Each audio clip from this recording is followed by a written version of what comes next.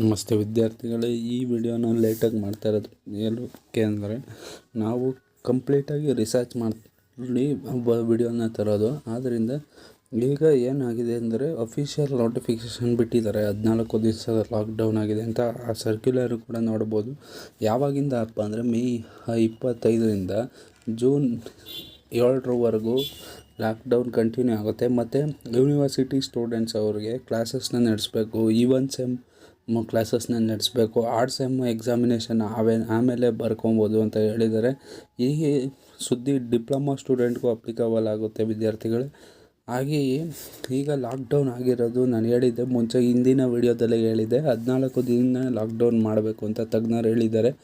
ಅದನ್ನು CM ಅವ್ರು ಕೇಳ್ತಾರೆ ಅಂತ. ಹಾಗೆಯೇ ತಜ್ಞರು ಇನ್ನೊಂದು ಹೇಳಿದ್ದಾರೆ, ಮಕ್ಕಳು ಈ ಪ್ಯಾಂಡಮಿಕಲ್ಲಿ ತುಂಬ ಕಷ್ಟದಲ್ಲಿರ್ತಾರೆ, ಆದ್ದರಿಂದ ನೀವು ಮಕ್ಕಳನ್ನು ಪಾಸ್ ಮಾಡಬೇಕು ಅಂತ ತಜ್ಞರಿಂದ ಸಲಹೆ ಹೋಗಿದೆ ಅಂತ ಹೇಳಿದೆ ಈಗಾಗಲೇ CM ಅವ್ರಿಗೆ. CM ಅವರು ಅದನ್ನು ಮನಗಂಡು ಈ ಯಾವುದೇ ಕ್ಷಣದಲ್ಲಿ ಬೇಕಾದ್ರೂ ಸುರೇಶ್ ಕುಮಾರ್ ಅವ್ರಿಗೆ ಹೇಳ್ಬೋದು, ಇದನ್ನು ರಿವ್ಯೂ ಮಾಡಿ ನನಗೆ ಇನ್ಫಾರ್ಮ್ ಮಾಡಿ ಅಂತ ಹೇಳ್ಬೋದು ವಿದ್ಯಾರ್ಥಿಗಳೇ. ತಜ್ಞರನ್ನ ಮಾತನ್ನು ಯಾವತ್ತೂ CM ಅವರು ಅಲ್ಲಗಲ್ದಿಲ್ಲ ವಿದ್ಯಾರ್ಥಿಗಳೇ.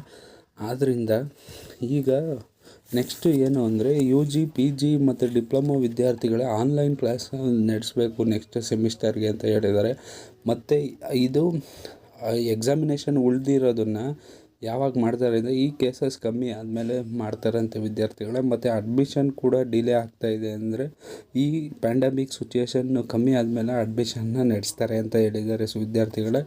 ಈಗಾಗಲೇ ಯಾವ ಸ್ಟೇಟಲ್ಲಿ ಕ್ಯಾನ್ಸಲ್ ಮಾಡಿದ್ದಾರೆ ಅಂದರೆ ನಿಮಗೆ ಗೊತ್ತು, ತೆಲಂಗಾಣದು ಮೊನ್ನೆ ರಿಸಲ್ಟ್ ಬಂದಿದೆ, ಅಲ್ಲೇ ಮಾಸ್ ಪ್ರಮೋಷನ್ ಮಾಡಿ ರಿಸಲ್ಟ್ ಕೂಡ ಬಿಟ್ಟಿದ್ದಾರೆ, ಎಲ್ಲರನ್ನೂ ಪಾಸ್ ಮಾಡಿದ್ದಾರೆ. ಮತ್ತು ನಿನ್ನೆ ಲೇಟೆಸ್ಟ್ ಅಪ್ಡೇಟ್ ಏನು ಅಂದರೆ ಗುಜರಾತ್ ಅವರು PG ಮತ್ತು UG students, Gujarat university PG ಮತ್ತು UG ಸ್ಟೂಡೆಂಟ್ಸ್ ಎಲ್ಲರನ್ನೂ ಮಾಸ್ ಪ್ರಮೋಟ್ ಮಾಡಿದ್ದಾರೆ ವಿದ್ಯಾರ್ಥಿಗಳೇ ನಿನ್ನೆ. ಹಾಗೆಯೇ ಅವರು CBSE ರಿಸಲ್ಟ್ಗೋಸ್ಕರ ಕಾಯ್ತಾ ಇದ್ದಾರೆ. ಸುಪ್ರೀಂ ಕೋರ್ಟಲ್ಲಿ ಅಪೀಲ್ ಹೋಗಿದ್ದೀರಲ್ಲ, ಅದರದ್ದು ರಿಸಲ್ಟ್ಗೋಸ್ಕರ ಹಲವಾರು ಸ್ಟೇಟ್ಗಳು ಕಾಯ್ತಾ ಇದ್ದಾರೆ. ಅಲ್ಲಿ ಮಾಡಿದ್ರೆ ನಾವು ಮಾಡೋಣ ಅಂತ ಹಲವಾರು ಸ್ಟೇಟ್ಗಳು ಕಾಯ್ತಾ ಇದೆ.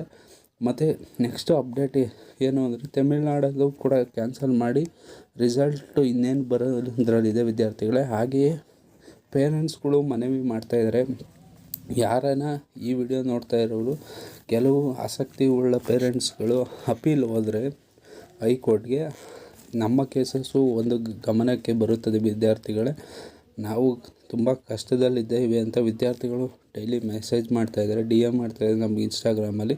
ಹಾಗೆಯೇ ಪ್ರತಿದಿನ ನಾವು ಕ್ಲಾಸ್ ಮಾಡ್ತಾಯಿದ್ದೆ, ಅದನ್ನು ಜಾಯ್ನ್ ಆಗಿ ವಿದ್ಯಾರ್ಥಿಗಳ SSLC ಸ್ಟೂಡೆಂಟ್ಸ್ಗೆ ಶೇರ್ ಮಾಡಿ ಕ್ಲಾಸ್ನ ಸಕ್ಸಸ್. ವಿದ್ಯಾರ್ಥಿಗಳೇ, ನಾವು ಕ್ಲಾಸ್ ಮಾಡ್ತಾ ಇರೋದು ನೀವು ಕಲೀಲಿ ಅಂತ ವಿದ್ಯಾರ್ಥಿಗಳೇ. ನೆಕ್ಸ್ಟು ಕಾಂಪಿಟೇಟಿವ್ ಎಕ್ಸಾಮ್ಗೆ ಹೆಲ್ಪ್ ಆಗಲಿ ಅಂತ ನಾವು ಯಾವುದೇ ಮಾನಿಟರಿ ಬೆನಿಫಿಟ್ ತೊಗೊತಾ ಇಲ್ಲ. ಇದರಿಂದ ನಾವು ವಿದ್ಯಾರ್ಥಿಗಳು ಈ ಕಷ್ಟದ ಕಾಲದಲ್ಲಿ ಕಲೀಲಿ ಅಂತ ಮಾಡ್ತಾ ಇರೋದು. ಆದ್ದರಿಂದ ಪ್ರತಿ ದಿವಸ ಜಾಯ್ನ್ ಆಗಿ ಲೈವ್ ಸೆಷನ್ನ.